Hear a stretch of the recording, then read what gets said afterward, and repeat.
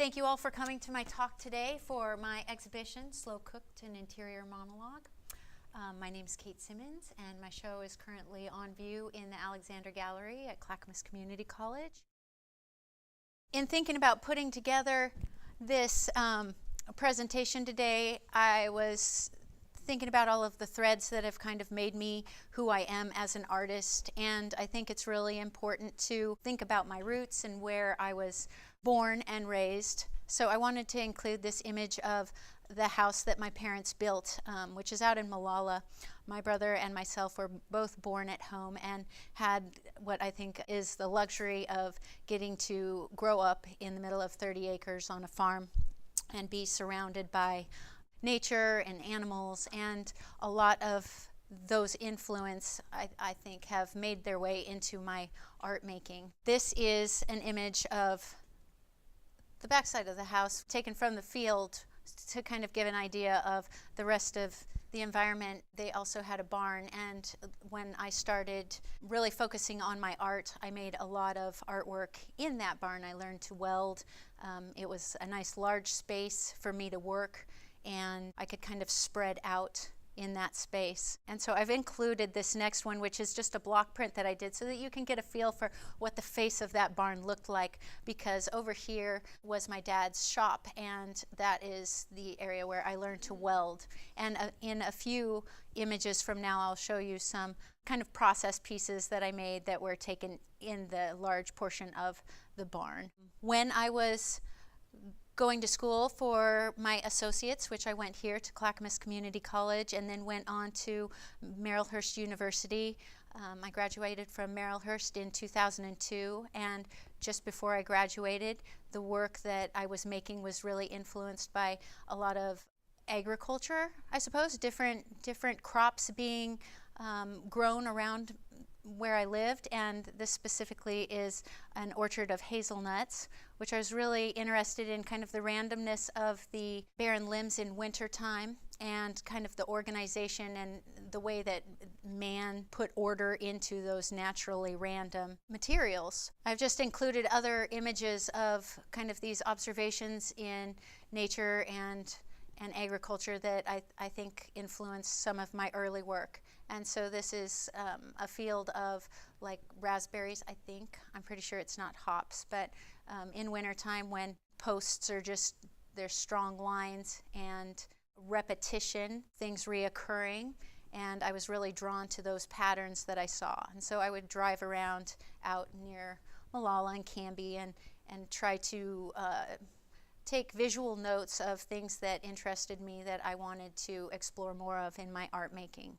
And this is another image, just kind of that combination again of the human touch of trying to organize something that's kind of random. And I think these are just overgrown rose hips, but it was interesting to me the ideas of more organic circular forms and lines, and how there is kind of order in chaos, kind of this idea of fractals and reoccurring patterns. And I have no idea what this structure was used for originally, but it was really beautiful to me at the time. Just its strong organization and the state of decay that it was in. Kind of a sculpture sitting out there in the field. So these images were taken in about 2001. And I started working towards my thesis year of my Bachelor of Fine Arts at Marylhurst University. And I was really interested in getting large amounts of a single material and messing around with order and with chaos. And I was looking at the work of other artists as well. And specifically, when I was making this piece, I was looking at the work of Eva Hess, who I really appreciated, her kind of drawings of grids and circles. And this piece is made out of jute cording and galvanized nail heads.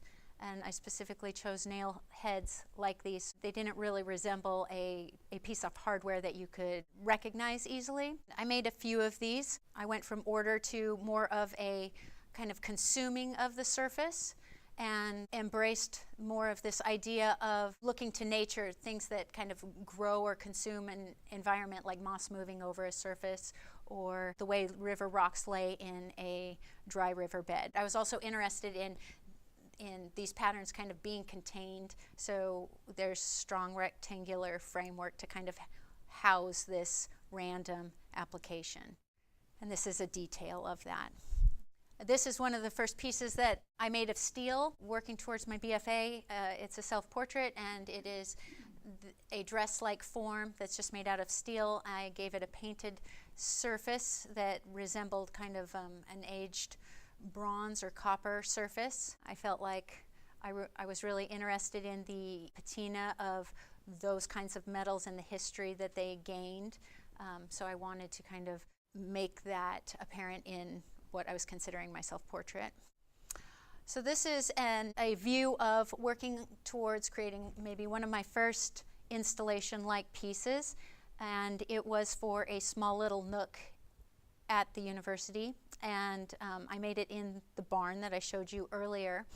And this is a pile of just sawdust, which I came up with this idea of I'm going to mix sawdust with glue, and I'm going to make these glue balls, and then I'm going to kind of hollow out these glue balls and make them feel like something that's new that I haven't seen before, but still is informed by those characteristics of nature that I really appreciate. And I took these at the time because I was being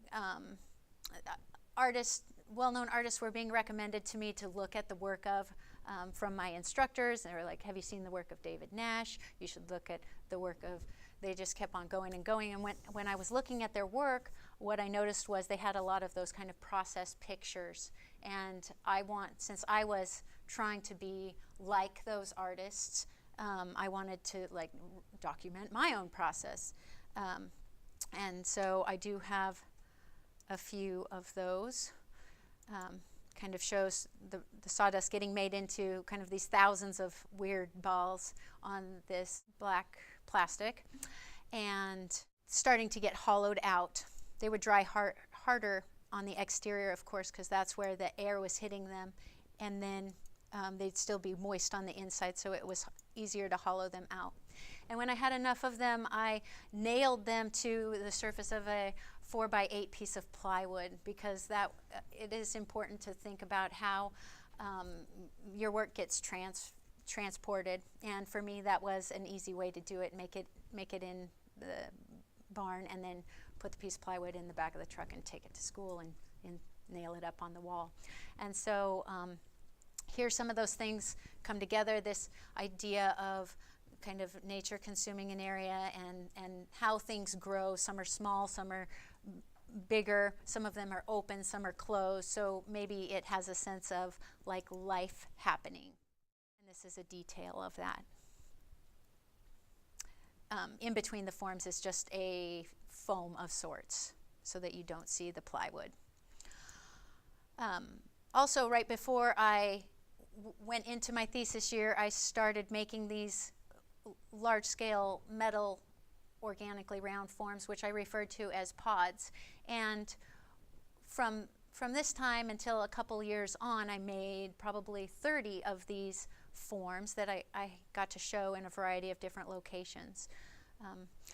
And when I was making these, they were really informed by the beauty that I saw in like hazelnut orchards and those barren limbs, but they were also informed by my looking to Andy Goldsworthy and his appreciation of organizing natural materials. And so I was making these in my dad's shop, and he had brought home a Lincoln stick welder, and so I was learning how to stick weld, and I just kind of did it on the ground there in the dirt and the gravel and cut these pieces of metal apart and welded them back together. I'm inside of the pod. The first pod that I made, I welded only on the exterior, and then kind of from then on I decided they all needed to be welded on the interior and the exterior. As I've put them around in different locations, I've noticed other people have wanted to get inside. So these images were taken with slide film, and they've went through the process of being translated from slide to digital, and the image kind of transfers and changes through the change of technology, I think. That's me taking my self-portrait with my pods. So you can kind of see the haphazard state of the studio, which was just fine for making what I felt like was fun, good artwork. I also got to take them over to the beach, which was really fun and exciting. One of the best parts, I think, of making larger scale sculptures is putting them on a flatbed trailer and then driving them down the road and looking at viewers' expressions as the art is going by and they're wondering, what the hell is that? Here we got to try to find a location on the beach that we could approach with the trailer, which of course it was all like private, but we just rolled up to this one space and quickly did it. They almost rolled out there themselves and kind of placed them together as a group, and I got to take some images. I was really interested in how they felt like they might have come from the beach and that they might have just washed up. But as I've looked at them in different locations, I feel like they often feel like they could just come from other things too, like underneath a tree might have dropped them, like it's a puffball or something like that. Being in the image too also helps to give them a sense of scale, so you can kind of see how large they get. Now I'm going to move into work that I made for my BFA thesis exhibition, which really embraces just kind of noticing the characteristics of materials that are available to me and having fun with allowing those materials to do things that they do naturally, and then creating kind of a framework for those materials to do those things in. So this is a jute cording, which is available at any hardware store. And the piece is probably about almost 5 feet tall and probably 7 to 8 feet wide. It's just larger than a piece of plywood, which I hauled it to school with. And the jute rope is mixed with probably 6 or 7 gallons of wood glue to keep it stiff so that I could transport it. And it's just as with those sawdust balls, glue was like this magical thing that could help me do some stuff that I was really interested in doing sculpturally with materials, so I used it quite a bit. So with the glue I could allow this piece to get onto the surface of the wall, and it could be vertical. And this is a detail. This is a hemp packing material that also comes in large amounts, so I just continued that idea of mixing glue with that material and kind of organizing it to let it do the thing that it wanted to do and express characteristics that it had. Places that could be a little bit more complicated as to places that were more open and soft and fluid. So there's opportunities to kind of see the similarities and differences of the way a material can behave. This is also a hemp material, and there was lots of it. So just continuing to explore different arrangements and organizations of that material. I found through my art making experience that I'm really drawn to things in lines. I think that lines give us an opportunity to compare and contrast similarities and differences of forms really easily. And when they're placed next to each other, they kind of all enrich each other because you have that opportunity. That's a detail.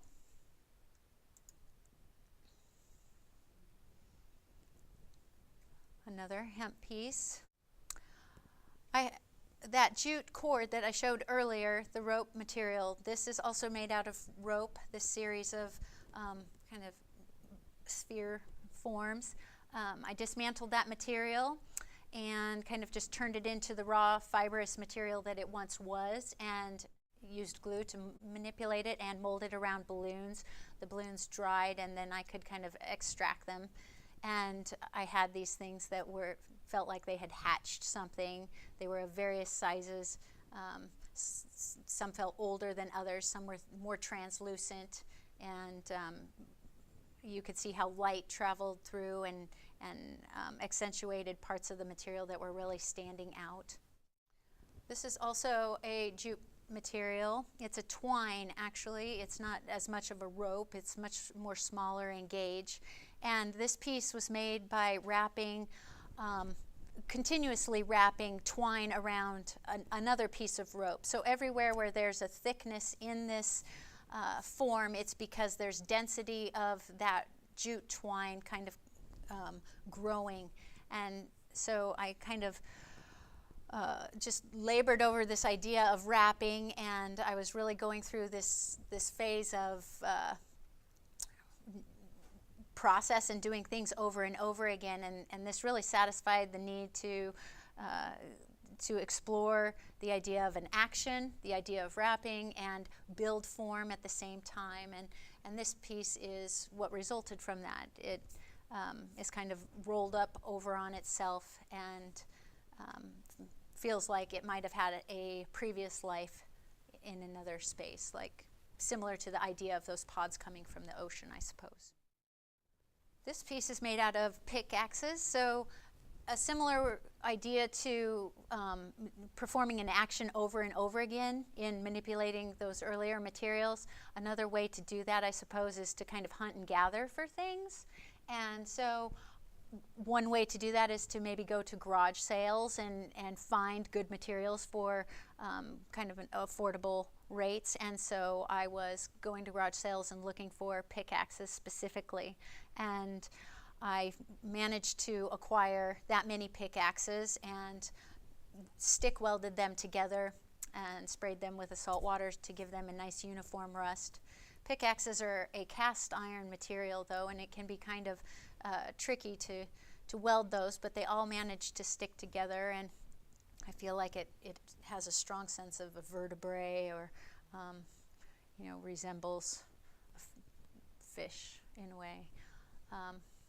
But also again that idea or that opportunity to compare and contrast, and I love seeing all of those similar but different parts next to each other. This is a series of field discs.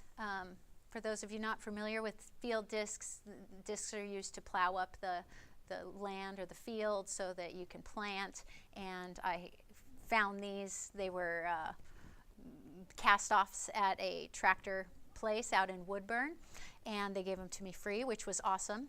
And in kind of searching for what this material wanted to be, I ended up going in the direction of the material was once used to cut the land, and so what would it be like if that material was cut and sitting on the surface, kind of feeling like it is moving through the surface of the floor. So they just stand by themselves based on their arc that they have. I feel like they also reflect other forms that are seen in nature. So maybe like bracken that grow, or conchs, things that are just naturally occurring in nature. When I was finishing up my BFA, this was one of the later pieces that I made, and it's probably about 6 feet tall, and I think it's about 10 to 12, I don't know, maybe as far as 15 feet wide, which it's made from the pruned suckers, I believe. They call them suckers, from pruning the additional growths off of cherry and apple trees. And my mom and dad were out cutting off all these little growths that they didn't want in the orchard, and they were kind of piling up. And I thought, that's good material right there, and it's already accumulated for me. My mom and dad have done all the work. They went and gathered it all, put it in a pile, and all I have to do is organize it somehow. And so I chose to nail it to 2 smaller pieces of lumber, and to kind of provide a specific structure for these little limbs to do what they do naturally, which is kind of wiggle and meander out in space. I had the opportunity to later show this piece over at Blackfish Gallery in the recent grads show, which was fun. This piece is called The Bride, and it is made of fabric and some jute and thread, and it's just about exploring that the fabric material and using things that I've found, characteristics that I found in the jute and thread to kind of create this faux naturally occurring idea, where I took small pieces of jute and stuffed them into the fabric and tied them off so there were little balls.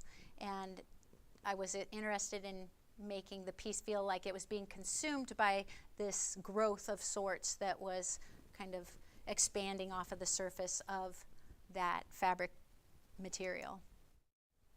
This piece is made out of my human hair.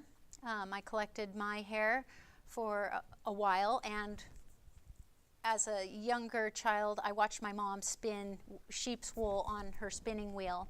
And so when I was interested in collecting this fibrous material, I decided I wanted to hand spin it and kind of explore that idea of creating a line. And I was very much attracted to the idea, or the characteristics of how the line thickened and thinned out, and that variation that occurred. And here I tried to organize it so that that variation was a main component to what the piece was talking about. And in its rectangular format, I was trying to express kind of the ideas of it being a language and possibly like a paragraph. And so it's like the material is kind of talking in its own language. This is a detail of that.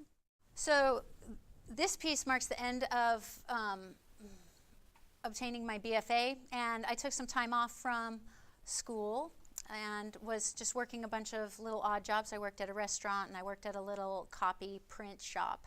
And when I was working at the copy print shop, we had to do a lot of meticulous little things like blow up copies to an exact measurement, which I always found very frustrating because my mind just doesn't work that way, and do book binding and such, and use these machines that I had never used. And so when I was working there, I was doing some book binding and cutting out, kind of paper punching these papers to be bound, and these were the little fragments of paper that kind of resulted from that binding experience. And I thought that there was beauty with the different kinds of paper that were being punched out, and I was interested in organizing them. And so as I was picking up little things in working at the print shop, I found that when you made a copy at this particular print shop, it was called a one-up. So there was one of the image being reproduced on the piece of paper. And so I worked on the surface of this piece of paper and organized these little fragments of paper punches into kind of this horizontal linear format. And even though I tried very hard to keep it very precise, it was all done by hand, and there's a lot of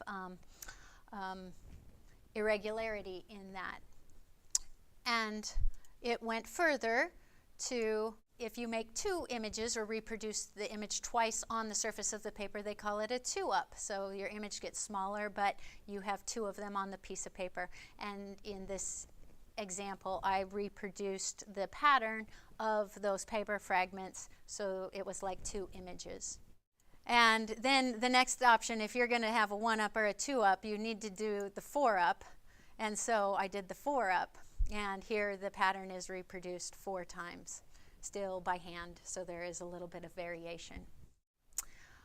So that is kind of the example of taking the break. And then I started working at Clackamas Community College as studio technician and firing kilns and maintaining studios.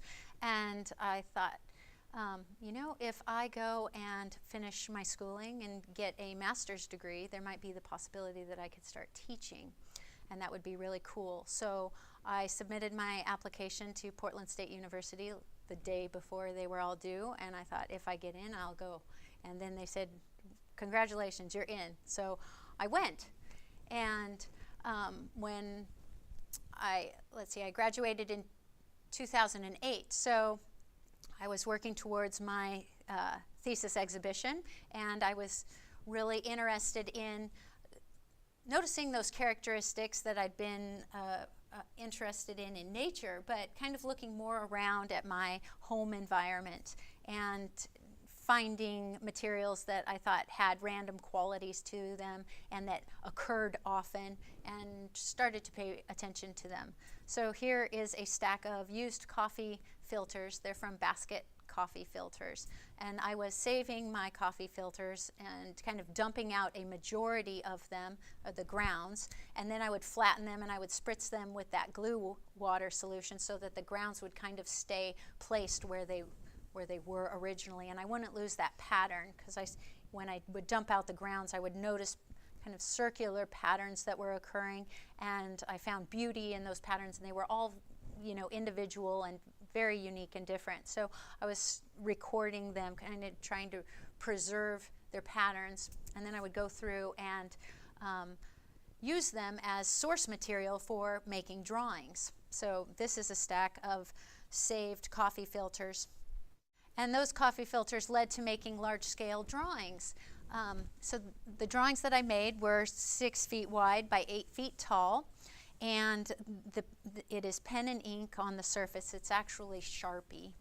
And what I would do is I would take my hardened coffee filter and I would put it on the copy machine and make a transparency of it, and then I would use a projector to cast my image onto the surface of the paper, and I would scribble, just this very methodical scribbling motion everywhere where there was darkness of the coffee grounds.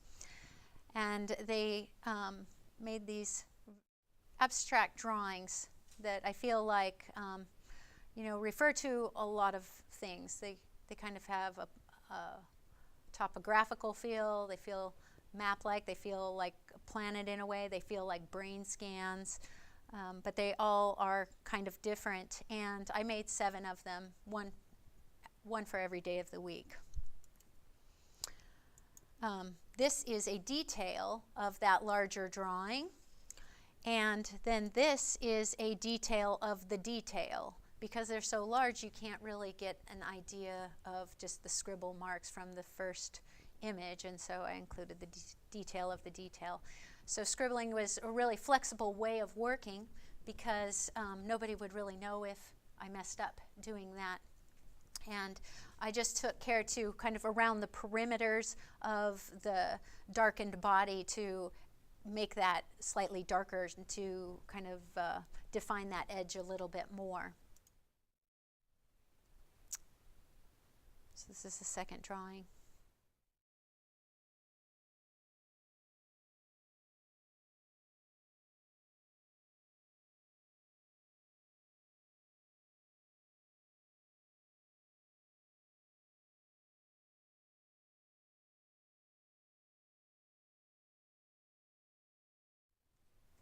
And when I was making them, I would go through quite a few Sharpies, kind of boxes and boxes of them, and it's kind of interesting when you can see them in person. You might be able to pick it out just by looking from where you're at, that there can be variation in the color. Like it seems it might be slightly greener over here on top than in other regions, and even though they were black Sharpies, they were all different black Sharpies, I suppose, different batches of black ink. So this is a sculptural piece that was in that thesis body of work, which was called How to Mend a Wounded Surface. And it's an antique rope bed that I coated with a caramelized sugar. Originally, that wasn't the plan. The plan was to make molds of each part of the bed and then pour this sugar material into each mold and reconstruct the bed out of cast sugar, but that didn't quite go as planned, and when I tried to put the parts together, there was a lot of cracking, and I knew that the stability I was looking for wasn't going to happen. So like day before installation, I shifted gears and decided I'm just going to coat the entire thing with this caramelized sugar instead and see how that changes the form. And the body of work that I showed for my thesis exhibition was very much kind of, it was called, I forget, household I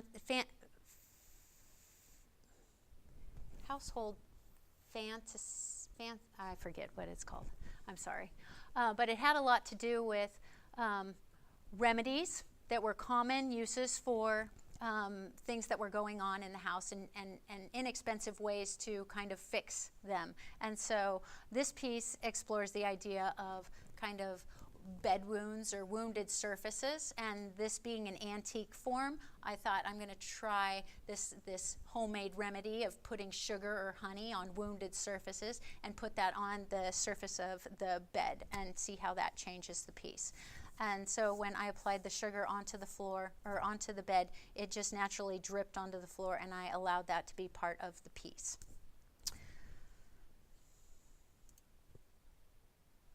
Household Predictions and Fanciful Remedies was the title. And this is a detail of that. And if you've ever melted sugar down, you know that it gets very hot, and it's a lot hotter than boiling water.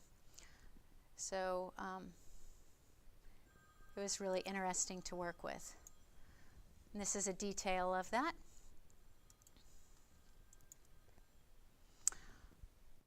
Later on, I got to clean that up off of the floor. This is another piece that kind of takes off of this idea of household remedies, and the idea is that for bug bites, you can avoid getting bug bites by putting fabric softeners in your clothes that will ward off or repel insects. And I thought, if that will help repel insects, what would it be like to make a blanket out of those things, and how would that kind of blanket protect you from other situations in life? And so I made this large-scale blanket-like piece out of fabric softeners.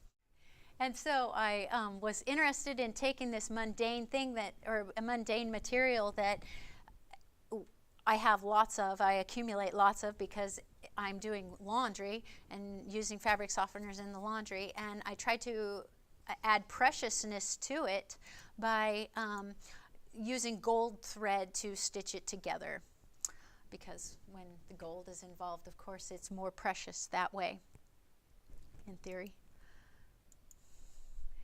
And these are some details of that. This is also from that exhibition, and it is a portion of fence that is constructed out of human hair, which I hand spun. And the idea behind this is if you want to keep the deer out of your garden, you might spread hair around the perimeter of your garden because deer are repelled by that. So what would it be like if we made a fence out of human hair? And this is not all my hair. This is actually hair collected from the city of Molalla.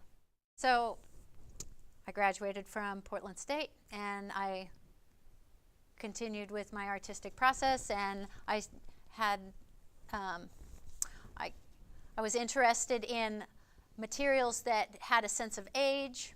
I had the wonderful opportunity to begin teaching here at Clackamas Community College, and along with that, I am demonstrating to my students how to do different processes in making art. And so we're working with a variety of materials: clay, plaster, found objects, we're welding. We're doing all these different things, and as I'm giving demos, I'm kind of thinking where I want to go in my art making. And I'm still kind of living out in the country. I still live where I lived when I made these forms, and I have I'm fortunate to have some space around me, just like I did when I was a child. And so we have farm animals, and it's very comfortable to me to kind of be around animals and think about animals. They're friendly, and so I use them as subject material. And I made a series of kind of pull toy forms that are inspired by them. And so in this piece, I have a welded interior structure, and it's coated with a plaster material, and made this wooden surface for this goat to stand on, and it's kind of it makes you feel like you could pick up the little ring right there and pull him along. During this time, I'm also starting to have children of my own, and I'm interested in kind of the magical experience of children and playing with toys, and I'm incorporating my love of kind of antique forms that have a history to them. And so I'm using some found objects at time in combination with handmade forms. And I'm hunting and gathering for materials, so looking at garage sales and such for things that I can just put together with the forms that I've made. This piece is called Reaching for the Treat. This piece is called Even the Chickens Won't Eat the Crust. And so when I'm making these pull toy forms, a lot of them have cast components, and I'm kind of refining my ability to cast forms out of aluminum and bronze myself. I was not so familiar with that process when I began it, and so here in this piece I have a variety of little handmade chicken forms that are in bronze in combination with a cast bronze form that came from a loaf of bread that I made.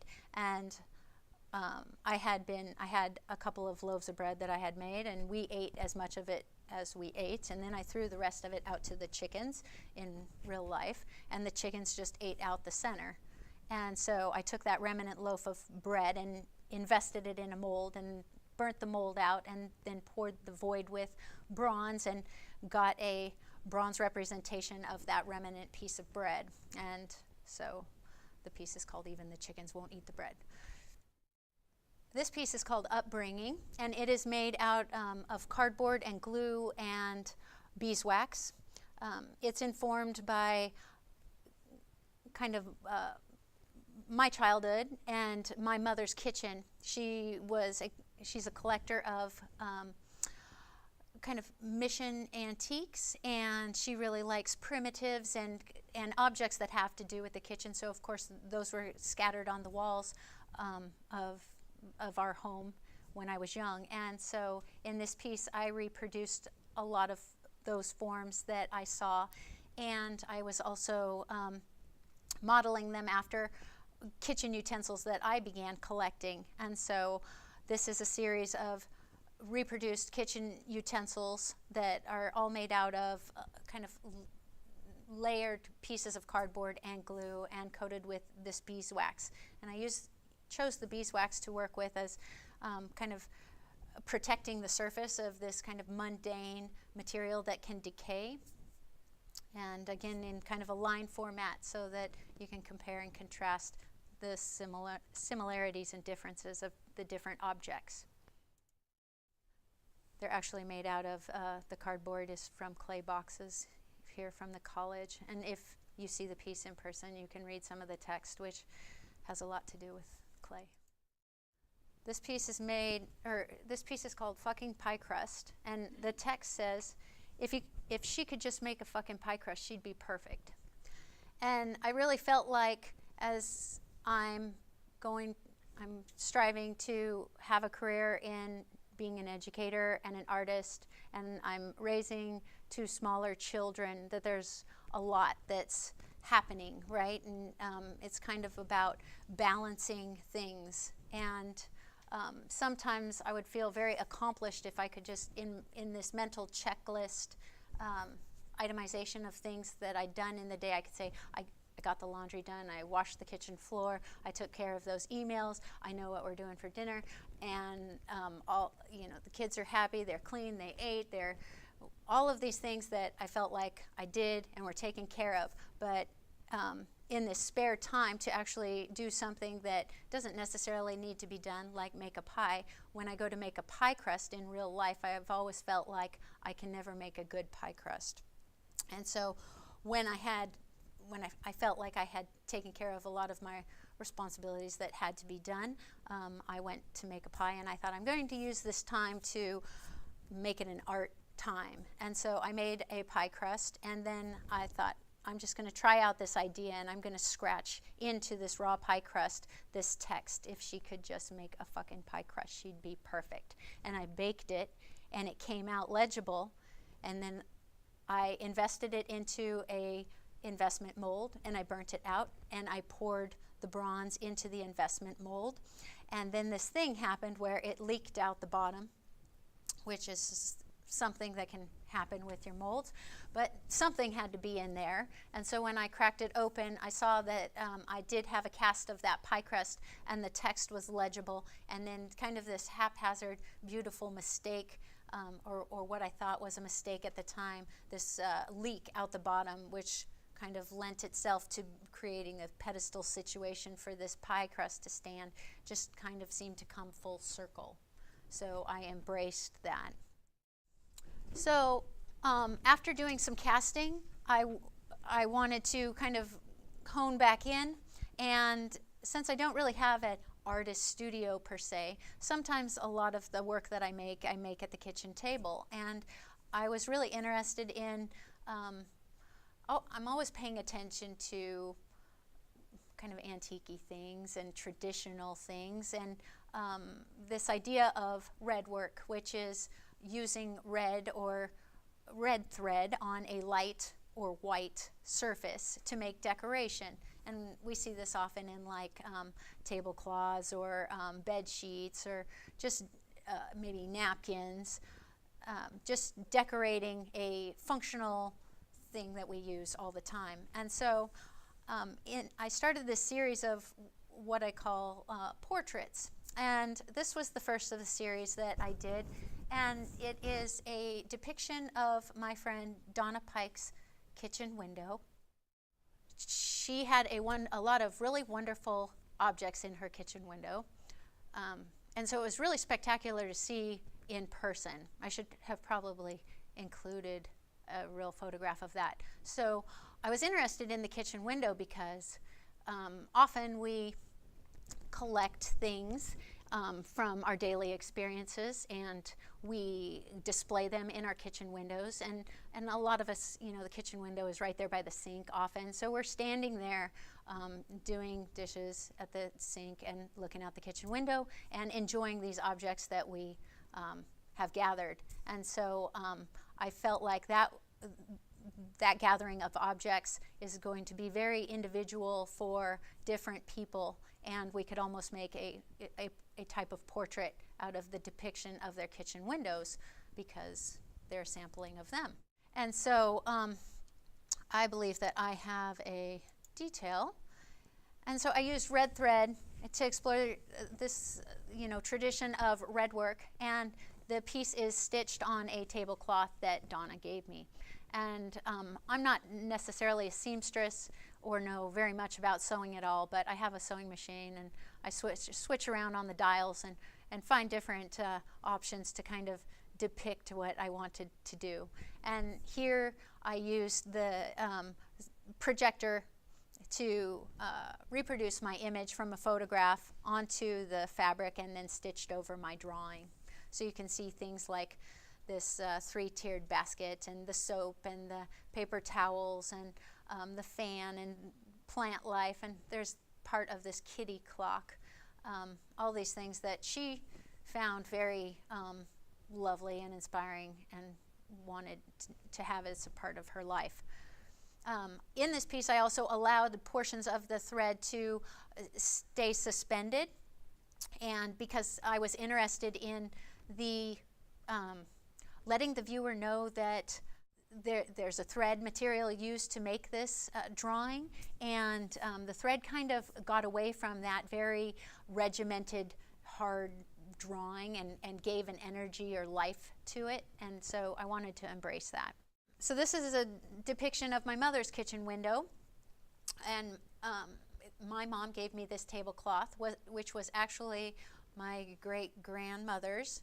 My great-grandmother, Jessica Dunn, made this tablecloth and tatted the edge of this tablecloth. And when I had asked my mom, hey, I'm going to take a picture of your kitchen window, and I want to stitch it on a tablecloth. Can you give me a tablecloth? Of course, she's got to give me something really precious like that. So there was like no pressure to get it right, you know. And so she sent it, and I thought, that's okay. I'm just going to do it, and whatever happens, happens. And so the picture of my mom's kitchen window is very much like it's just my mom. My mom changes out her objects for different seasons and for different holidays, and this piece was taken in July for the 4th of July. She has collections of small little pitchers and teapots, and she's good at having plants. And so this is her piece. And this is a detail of that. And I elected to remove the loose hanging threads from this because I felt like my mom and my great-grandma would probably want that done. So I did that, although I didn't ask my mom, but it just seemed fitting. And this is a portrait of my sister's kitchen window. At the time, she's also a young mother. She had smaller children than me, and she has her kitchen. I would stop by and just take these pictures. I did not give people notice that, hey, I'm going to come photograph your kitchen sink and window, because they might like rearrange things so it was, you know, prettier to look at. And so when I stopped by, she had her mop in the sink and the water, and kind of just the happy chaos of having children with all the things that they do in the kitchen window, handprints and paint and you know, flowers they pick and such. It's a plug to the kitchen sink and the soap. So I feel like I can continue with that idea of portraits. I have only done 3 so far, but I plan to do more. However, I did go forward with this idea of drawing using this red thread, and this piece is called Getting Loaded, number 1, and it kind of is this little mental humor on you know, being a mom and feeling like you have a lot of responsibilities, and those times when you want to just check out and maybe go behave more like a high schooler somewhere. And so I had fun with this piece, with the title being Getting Loaded, and it actually being just a dishwasher. And this is Getting Loaded number 2, which is the washing machine. And those are on antique hand linens that my mom passed down to me from my grandmother. I'm kind of switching gears here and looking for new materials and things to explore, and I was cleaning my kitchen oven, and that's a pretty disgusting job if you've ever done it. And I got that oven cleaning spray that you spray all over your lightly warmed oven, and you let it sit for a bit, and then you can kind of sop it up with your sponge. And I thought, that looks like really disgusting stuff. I should probably not let that go directly down the sink. And so I was kind of sopping up it from the oven and wringing it out in the bowl. My nose hairs are burning off of my face. And I was looking at it accumulating in this bowl, and I thought, that really looks like an India ink of sorts. And so I thought, I'm going to save that. And I ended up taking a picture of this button on my oven, because I went to work and I was talking about, well, you know, I just did this disgusting job of cleaning my oven with that oven spray, and it was horrible. And my friend said to me, well, don't you have one of those self-cleaning ovens? Don't you have a button on there that you can just press and it will, you know, burn all that stuff off? And I thought, you know, I don't know. I haven't seen that. And sure enough, when I got home, it's been there the whole time, just staring me in the face. And so I took a picture of that self-clean button, and I used a projector to kind of cast that image onto this large piece of paper. This is that 6 feet wide by 8 feet tall paper that I have. And this is the button blown up, and I use that dirty oven juice to create its likeness. So there's multiple layers at time of that dirty oven juice where it's darker, and just one layer where it's thinner. And this is a detail of that, kind of exploring how to make textural differences or value differences in just the simplicity of the image of the button. And this goes back to exploring more in casting. So as my children are growing, and we're walking around outside and around the house and in the pasture, and we're talking, we're looking at a variety of different things. And this piece is really informed by my experiences with my mother and things that I do with my children. So as I was younger, my mom showed me, here's the church, here's the steeple, open the doors, and there's all the people, just this fun little like hand game that you can do. And I have shared that with my children. And through teaching students how to cast forms, I've used that as an opportunity to cast these different hand forms and create the sequence. I allowed parts of the flashing to remain because I really didn't know how making a refined, pristine hand example would make the piece better. And at this point, I am still very much learning about the casting experience. So my pieces are, they have a lot of flashing. So I just kind of went with it. I felt like lent itself to having an aged quality and kind of this it captured a sense of time through the process that made it. This is just a detail of each. So this piece is called Home Vessel, and it is a replica of the barn that my parents built that I showed you a block print of earlier.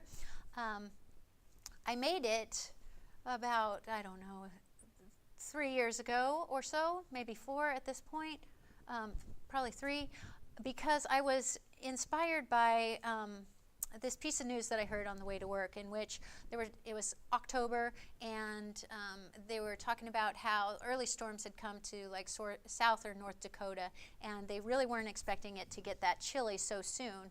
And many farmers had lost large herds of cattle because the cows had froze to death. They were all up in the high pastures or something, and they didn't know the snow was coming, and the snow came, and the cows basically suffocated because the blizzard was so bad it just kind of encapsulated them. And so they were talking about these farmers having to go and pile up thousands and thousands of these cow carcasses.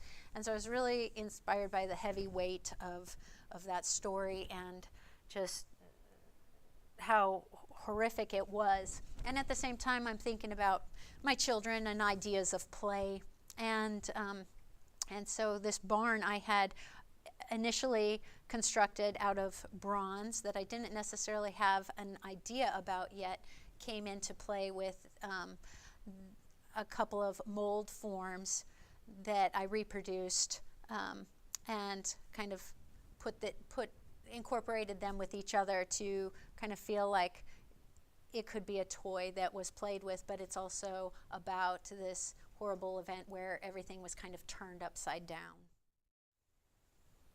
And those cow forms are just cast off of a little plastic bowl form that I picked up from the feed store. I made 2 little molds, and every day I would just slip cast 2 little cows. And so it was a really nice or flexible way to work because it just kind of accumulated over time.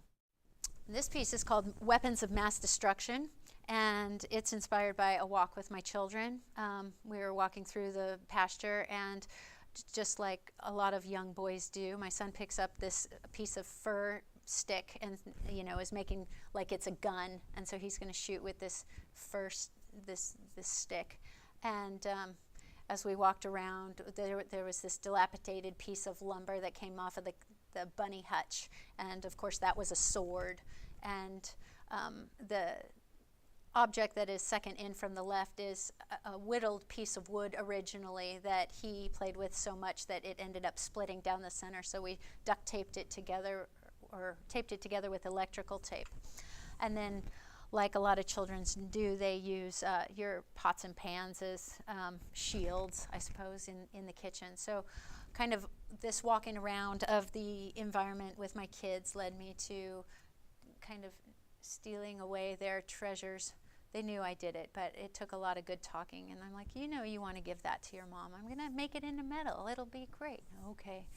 So I got to cast these forms into metal and kind of give these forms that were decaying and a little bit more life. And my son, who was using my pots and pans lid as a shield, went in and drawn on them with Sharpie, which of course won't wash off. So in making the shield, I made a 2-part mold and reproduced his drawing on the shield. So the piece is called Weapons of Mass Destruction, just kind of taking a little political stab at ideas of childhood and warfare.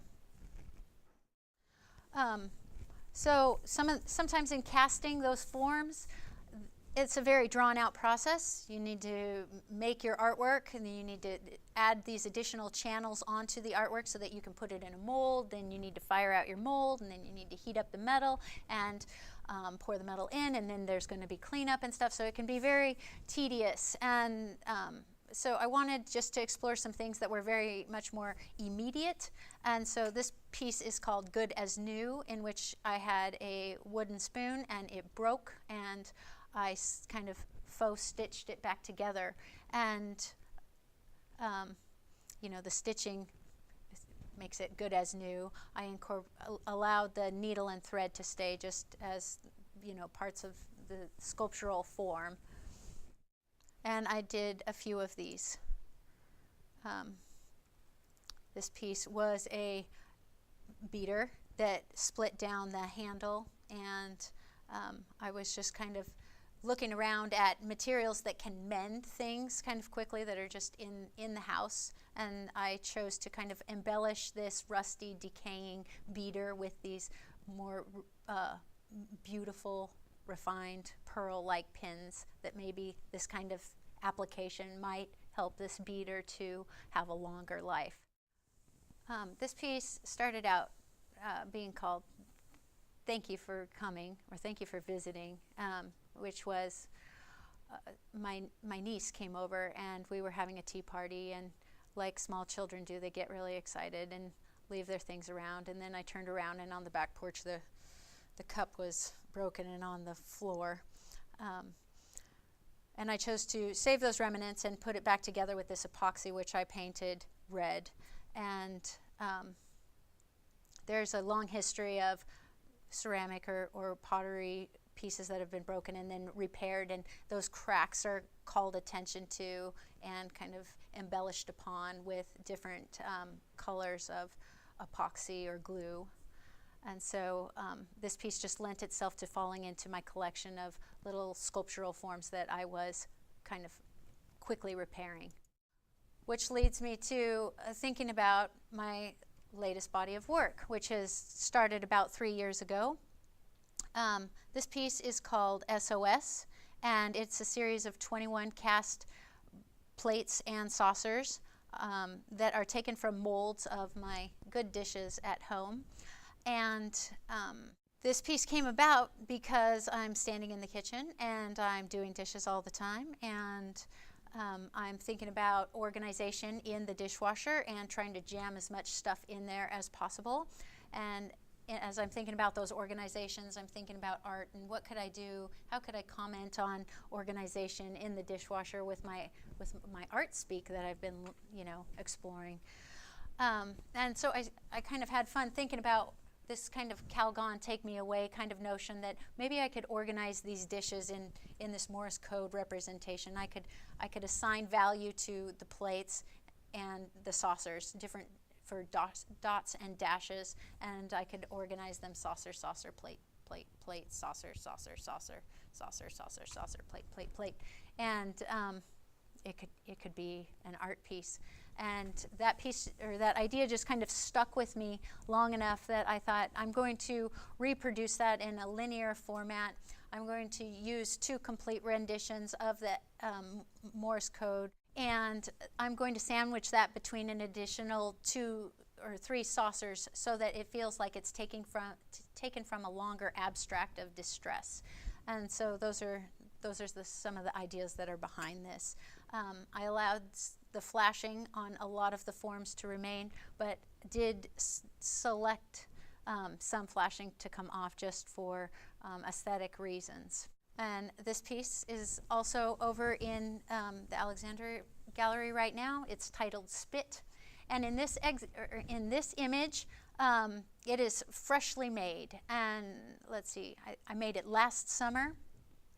It's informed by constantly kind of asking my children, did you brush your teeth? Would you brush your teeth? Have you brushed your teeth yet? How about we go brush our teeth? And then they're like, yeah, Mom, I did that. And go in there and then see that, okay, they spent a couple of seconds swabbing the toothpaste around inside their mouth. And then if they meant to spit it at the sink, then that's what they meant. But where they got it was a different story. And usually they get it right on the mirror. And so I thought, that would be kind of interesting. What would it be like if I never washed that mirror? Because immediately, you know, after a couple of days of that, I run in there and I wash that mirror off. And so I thought, I'm just going to kind of obsess about that in my art making, and I'm going to create this piece with this mirror, because we had just remodeled, and I had this older mirror that I could use, and I used a foam interior core and coated it with plaster. I did think about using toothpaste itself, which would have been, in my eyes, the honest way to do it, because you know, that accumulation of toothpaste itself would be ideal, but also at the same time, toothpaste is really expensive, and that would be a very costly piece. So the inside is a foam, and then it's coated with this plaster, and this is another view of it from the side. Now, I made it, and then it just kind of sat and waited. It waited all winter long for me to do something with it on my back porch. And while it was waiting on the back porch, through heat fluctuation and getting cold throughout the winter, the foam piece dismantled itself from the mirror itself. And so I knew that I wanted to include it in this body of work. And so when I brought it here, I used more foam to secure the mound form to the mirror, and then I faux kind of added more plaster to it to make it feel connected again. So this is the piece that is currently on display in the gallery, and originally when I reattached it to the mirror, I thought I'm going to get rid of some of those cracks, because I guess that great stuff does not like a lot of temperature fluctuation, and it kind of wanted to jump out of its plaster cocoon, and so it stressed out the plaster and created all of these cracks. And when I was installing it, I thought I will patch that with the plaster, but as I patched around the base, those cracks really, I really started to love those cracks, and how it had kind of contributed this sense of age and kind of liveliness that maybe it was reaching out of the mirror. And so I elected to leave those. So it took on a life of its own, which I'm allowed to, or I'm willing to let my work do. I can only mean so much when I'm making my art, or I can only hope to tell so much. And then if the materials at hand kind of contribute additional characteristics, then I want to embrace that in the finalized piece. So this piece is called The Leftovers, and it is made from a series of bone forms that I have had kicking around in my landscaping at my house. It's informed by kind of this juggling of striving to have a career and striving to keep things in check at the house too. So like when I talk about this piece, I talk about if you know what you're having for dinner before you leave for work, then your battle's like halfway over. And one of the ways to really help that happen is to use a crock pot. And so often I use a crock pot, and we have a lot of chuck roasts. And so many of these bones are remnants of chuck roasts. And you get home from work, you have your dinner, you throw the bone out into the yard, the dog gnaws on the bone for a while, and then pretty soon there's these bones kicking around your yard. And then I'm going to work and I'm wondering, I need some forms so that I can show my students how to make some flexible molds. And so I thought, I will pick up these bones and I will make flexible molds. I'll use those as my forms for demonstration. And at the same time, also show my students how to add content into the forms that they're reproducing. And so in this piece, I'm kind of talking about, you know, all of these responsibilities that we have throughout our day, the ideas of, you know, gaining strength and moving forward in our careers, and also taking care of everything on the home front. And when you get home, you know, you kind of feel depleted. And so this piece kind of explores that for me. It's cast bronze and ceramic slip. This piece is called Good Material, a Work in Progress, and it is also in the gallery. It is a half-gallon mason jar, and it's a collection of my daughter and my hair. We are kind of saving our hair from the hairbrush. We share a hairbrush, and I've made a few pieces in the past out of human hair, and so I'm really excited for us to be kind of contributing to this bank of material together. And this is kind of like a storage tank for accumulating this material that we will agree sometime in the future on a form that we'll make together. And so that's why it's called Good Material. Oftentimes when we look at human hair, we're really wrapped up in the idea that it's beautiful when it's on our head, and then when it falls off our body, it's immediately disgusting. So that's kind of a loaded material that I'm excited for us to get to explore together. And this piece is called Greta. Greta is molded after my rat terrier that I have. She's 5 years old, and we spend a lot of time together. This piece is I'm really excited to get to share this piece because this is the second time that I've shared it here at the college. Last June, we had an outdoor sculpture show in which she was positioned beside a bench outside, and so passerbys could sit down on the bench and be accompanied by this dog that's kind of sitting there waiting for the treat. And I knew that was the effect that she was going to have when she was sitting by the bench. She was going to be just a nice dog sitting right there. But when I made her with another idea in mind, which is kind of this interest that I have in the depiction of female through time, and especially in art history. In my formal education as an artist, I've taken a few classes in art history, and specifically this piece calls attention to depictions of women who are like scantily laying about with their dog, and the things, imagery and shapes and things that are put into the composition that are put there deliberately to kind of give the viewer more of a story of what's going on with the woman that they are looking at. And so I was really interested in the fact that oftentimes dogs are represented with these women to convey this sense of obedience and loyalty and fidelity, and you can trust her because even though she's laying there half naked, she's got her dog. She's only laying there because she's waiting for you to gaze at her. And so this piece kind of calls attention. It utilizes that, my knowledge of that, and it is with the next piece, I believe, a piece I called Fold the Towel, which I received a project grant from the Regional Arts and Culture Council for this year. That Greta comes full circle. And so with Greta and Fold the Towel, which is in the gallery right now, I have the opportunity to kind of juxtapose these two different relationships that I feel as a mother and an artist, and somebody striving to have a career and be in a long-term relationship.